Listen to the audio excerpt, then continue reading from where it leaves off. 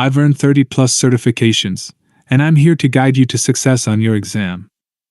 Welcome to the Ultimate AZ-104 Exam Masterclass. Are you ready to crack the AZ-104 exam in one go? You're in the right place. In this session, we'll arm you with powerful insights and hand-picked questions that can make all the difference in your exam performance. We've scanned the web using intelligent crawlers to gather the most critical and high-impact questions, all compiled into one powerful PDF resource. You can download it from the link in the description. Not only will we explore these must-practice questions, but we'll also share real exam experiences and pro tips to give you that competitive edge. Let's dive into the key questions that could shape your success. Question 1. Your company has several departments. Each department has a number of virtual machines, VMs. The company has an Azure subscription that contains a resource group named RG1. All VMs are located in RG1. You want to associate each VM with its respective department. What should you do? A. Create Azure management groups for each department. B. Create a resource group for each department. C. Assign tags to the virtual machines. D. Modify the settings of the virtual machines. Correct answer, C. Assign tags to the virtual machines. Explanation. Azure tags allow you to logically categorize resources like VMs by department without changing resource groups, subscriptions, or management structure. Question 2. You are planning to deploy an Ubuntu server virtual machine to your company's Azure subscription. You are required to implement a custom deployment that includes adding a particular Trusted Root Certification Authority, CA.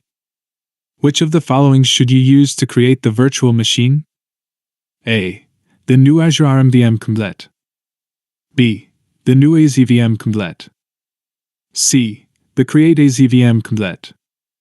D. The AZVM Create command. Correct answer D. The AZVM Create command. Explanation. The Azure CLI supports Cloud Init and custom data, allowing Trusted Root CA certificates to be added during Ubuntu VM deployment. Question 3. Your company has 3 virtual machines, VMs, that are included in an availability set. You try to resize one of the VMs, which returns an allocation failure message. It is imperative that the VM is resized. Which of the following actions should you take? A. You should only stop one of the VMs. B. You should stop 2 of the VMs. C. You should stop all 3 VMs. D. You should remove the necessary VM from the availability set. Correct answer, C. You should stop all 3 VMs. Explanation. VMs in an availability set share fault and update domains. To resize one VM, all VMs in the availability set must be stopped. Question 4. You have an Azure Virtual Machine VM that has a single data disk. You have been tasked with attaching this data disk to another Azure VM. You need to make sure that your strategy allows for the virtual machines to be offline for the least amount of time possible. Which of the following is the action you should take first? A. Stop the VM that includes the data disk. B. Stop the VM that the data disk must be attached to. C. Detach the data disk. D. Delete the VM that includes the data disk. Correct answer A. Stop the VM that includes the data disk. Explanation. Azure requires a VM to be stopped, deallocated, before detaching a data disk, making this the first necessary step. Question 5. Note: the question is included in a number of questions that depicts the identical setup. However, every question has a distinctive result. Establish if the solution satisfies the requirements. Your company has a Microsoft SQL Server always-on availability group configured on their Azure Virtual Machines, VMs. You need to configure an Azure internal load balancer as a listener for the availability group. Solution: you create an HTTP health probe on port 1433. Does the solution meet the goal? A. Yes. B. No. Correct answer B. No. Explanation. SQL Always On requires a TCP health probe on a custom probe port, not an HTTP probe on port 1433. Question 6. Note: the question is included in a number of questions that depicts the identical setup. However, every question has a distinctive result. Establish if the solution satisfies the requirements. Your company has a Microsoft SQL Server Always On availability group configured on their Azure virtual machines, VMs. You need to configure an Azure internal load balancer as a listener for the availability group. Solution: you set session persistence to client IP. Does the solution meet the goal? A. Yes. B. No. Correct answer A. Yes. Explanation. Session persistence set to client IP is required for SQL Server Always On to ensure consistent client connections. Question 7. Note: the question is included in a number of questions that depicts the identical setup. However, every question has a distinctive result. Establish if the solution satisfies the requirements. Your company has a Microsoft SQL Server Always On availability group configured on their Azure virtual machines, VMs. You need to configure an Azure internal load balancer as a listener for the availability group. Solution: you enable floating IP. Does the solution meet the goal? A. Yes. B. No. Correct answer A. Yes. Explanation. Floating IP, direct server return, is required for SQL Always On listeners to function correctly with Azure load balancers. Question 8. Your company has an Azure Active Directory, Azure AD, subscription. You need to deploy 5 virtual machines, VMs, to your company's virtual network subnet. The VMs will each have both a public and private IP address. Inbound and outbound security rules for all of these virtual machines must be identical. Which of the following is the least amount of network interfaces needed for this configuration? A. 5. B. 10. C. 20. D. 40. Correct answer A. 5. Explanation. Each VM requires only one NIC. Public and private IP addresses can both be assigned to a single network interface. Question 9. Your company has an Azure Active Directory, Azure AD, subscription. You need to deploy 5 virtual machines, VMs, to your company's virtual network subnet. The VMs will each have both a public and private IP address. Inbound and outbound security rules for all of these virtual machines must be identical. Which of the following is the least amount of security groups needed for this configuration? A. 4. B. 3. C. 2. D. 1. Correct answer D. 1. Explanation. A single network security group can be associated with multiple NICs or subnets when identical inbound and outbound rules are required. Question 10. You have an Azure subscription that contains a standard SKU Azure Container Registry named conreg1.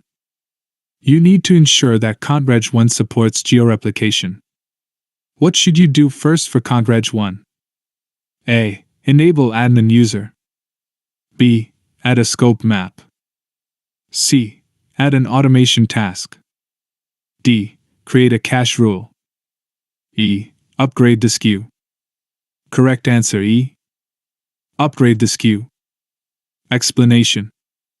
Azure Container Registry georeplication is only supported in the premium SKU, so upgrading is required first. Question 11. You administer a solution in Azure that is currently having performance issues. You need to find the cause of the performance issues pertaining to metrics on the Azure infrastructure. Which of the following is the tool you should use? A.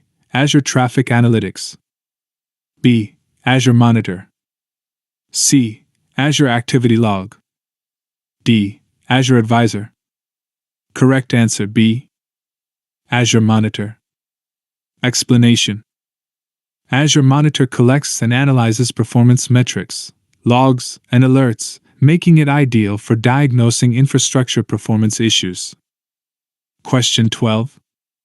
You have an Azure subscription named Subscription 1. You have 5 terabytes of data that you need to transfer to Subscription 1. You plan to use an Azure import-export job. What can you use as the destination of the imported data? A. Azure Data Lake Store. B. Azure File Storage. C. Azure SQL Database. D. The Azure File Sync Storage Sync Service. Correct answer B. Azure File Storage. Explanation. Azure import-export jobs support Azure Blob Storage and Azure File Storage as valid destinations for large offline data transfers. Question 13. You have an Azure Active Directory Azure AD tenant that contains 5,000 user accounts. You create a new user account named Admin User 1. You need to assign the user administrator administrative role to Admin User 1. What should you do from the user account properties? A. From the licenses blade, assign a new license. B. From the directory role blade, modify the directory role.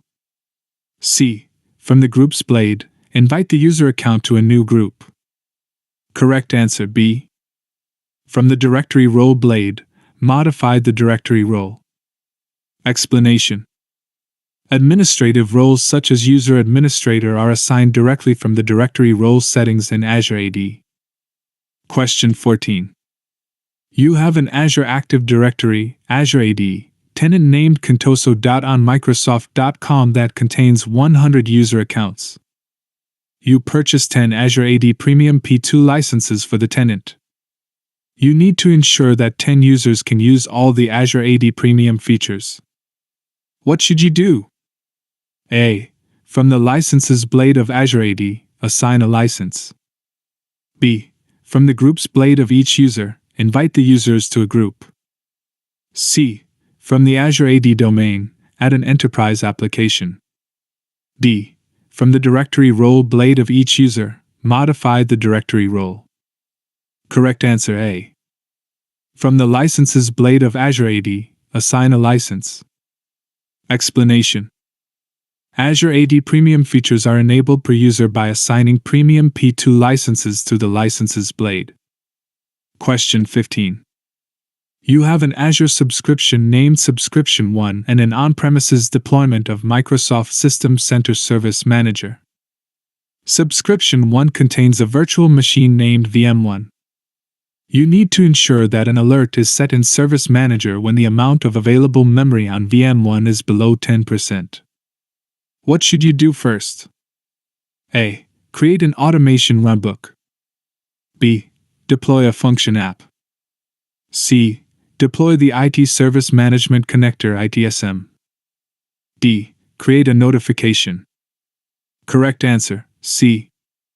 Deploy the IT Service Management Connector ITSM. Explanation. The ITSM connector integrates Azure Monitor alerts with System Center Service Manager, enabling alert creation based on VM metrics. Question 16. You sign up for Azure Active Directory, Azure AD, Premium P2. You need to add a user named, email protected, as an administrator on all the computers that will be joined to the Azure AD domain.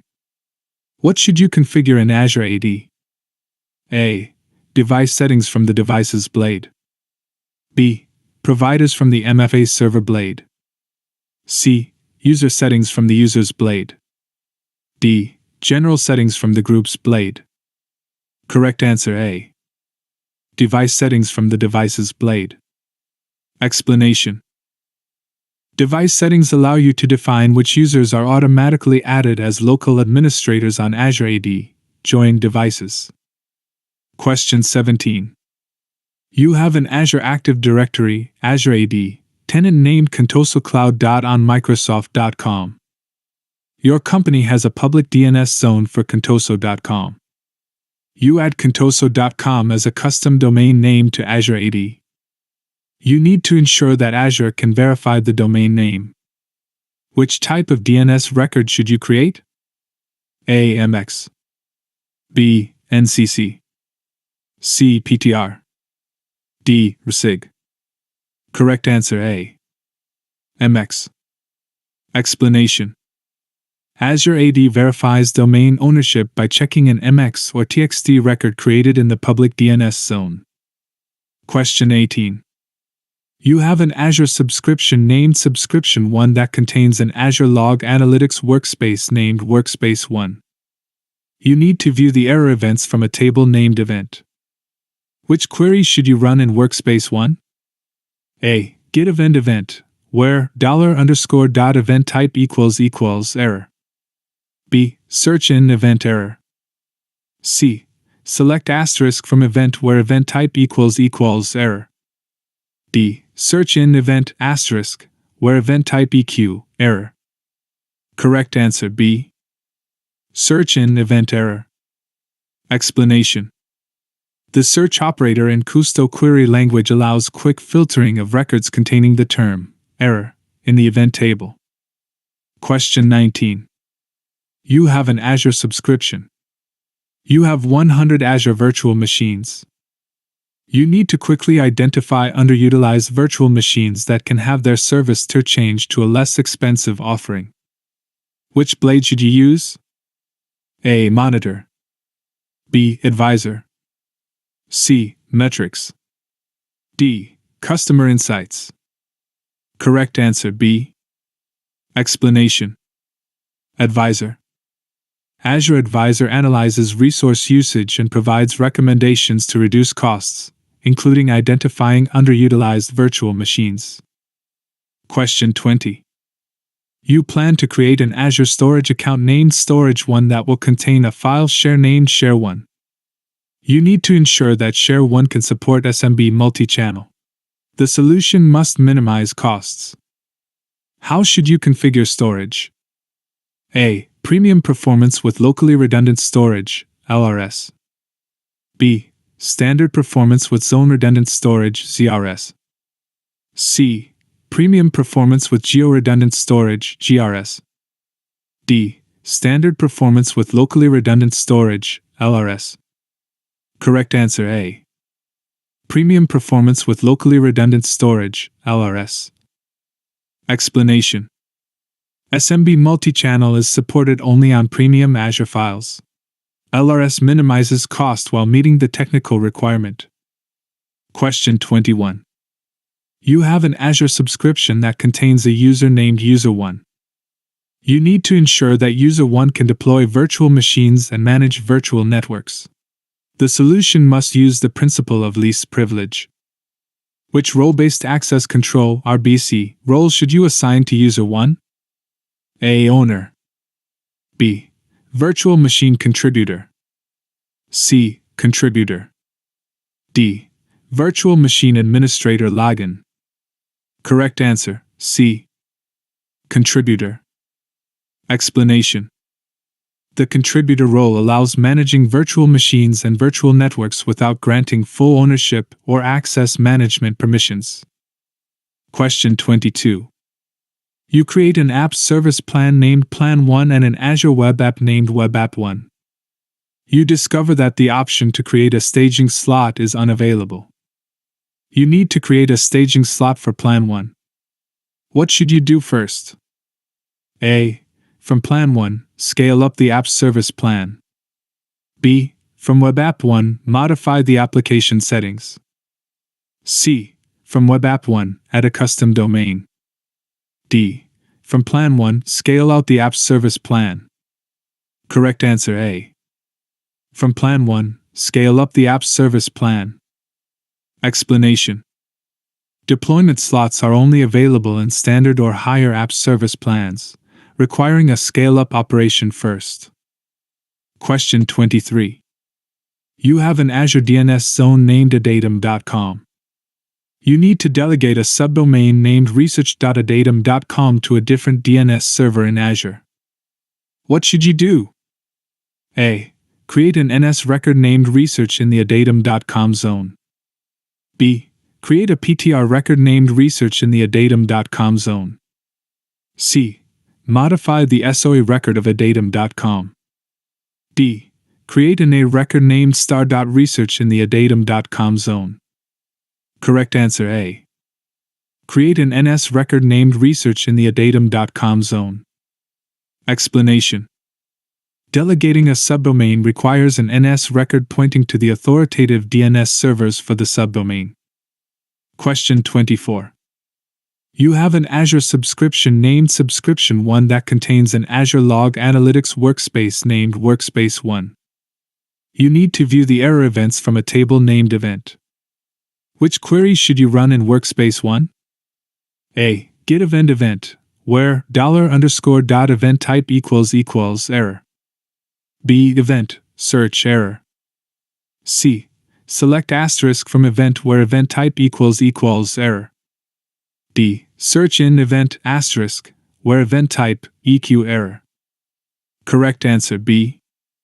Event search error. Explanation.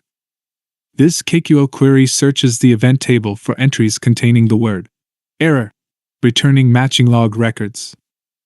Question 25. You have a registered DNS domain named contoso.com. You create a public Azure DNS zone named contoso.com. You need to ensure that records created in the contoso.com zone are resolvable from the Internet. What should you do? A. Create NS records in contoso.com. B.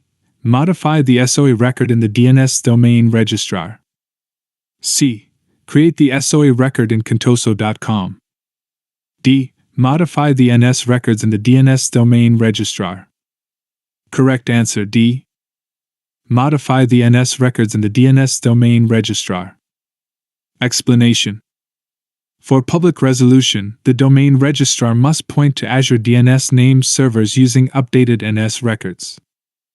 Question 26. You have 3 offices and an Azure subscription that contains an Azure Active Directory, Azure AD, tenant. You need to grant user management permissions to a local administrator in each office. What should you use? A. Azure AD roles. B. Administrative units. C. Access packages in Azure AD entitlement management. D. Azure roles. Correct answer B. Administrative units. Explanation. Administrative units allow delegating user management permissions to local administrators for specific subsets of users. Question 27.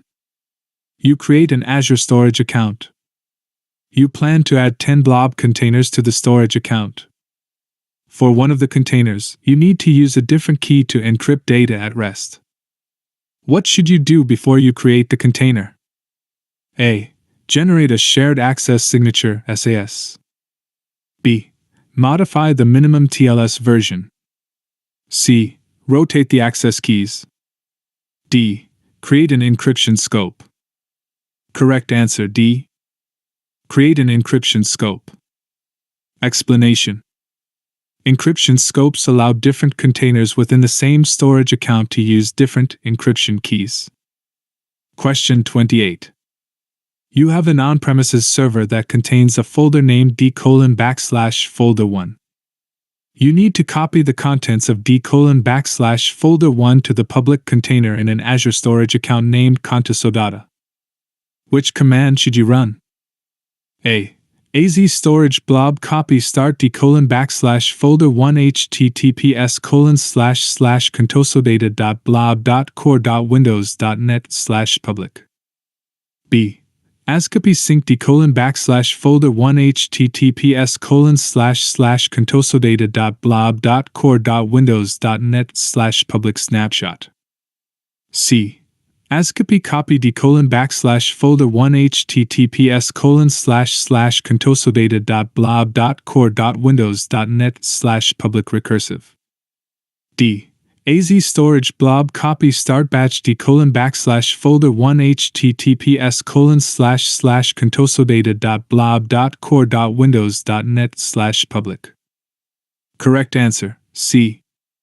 ASCII-copy-d:/folder1 https://consolidated.blob.core.windows.net/public recursive. Explanation. AZ-copy supports recursive uploads from on-premises folders to Azure Blob storage efficiently. Question 29. You have an Azure subscription named Subscription 1. You have 5 terabytes of data that you need to transfer to Subscription 1. You plan to use an Azure import-export job. What can you use as the destination of the imported data? A. An Azure Cosmos DB database. B. Azure File Storage. C. Azure SQL Database. D. A virtual machine. Correct answer B. Azure File Storage. Explanation. Azure Import-Export supports Azure File Storage for importing large datasets using physical disks. Question 30. You have an Azure subscription named Subscription 1. You have 5 terabytes of data that you need to transfer to Subscription 1. You plan to use an Azure import-export job. What can you use as the destination of the imported data? A. Azure Blob Storage. B. Azure Data Lake Store. C. Azure SQL Database. D. A virtual machine. Correct answer A. Azure Blob Storage. Explanation. Azure Blob Storage is a supported target for import-export jobs and is commonly used for large-scale data ingestion. Please revise full PDF 2 to 3 times for 100% success. Check the description for the PDF download link and don't forget to subscribe to this channel for upcoming episodes. Thank you.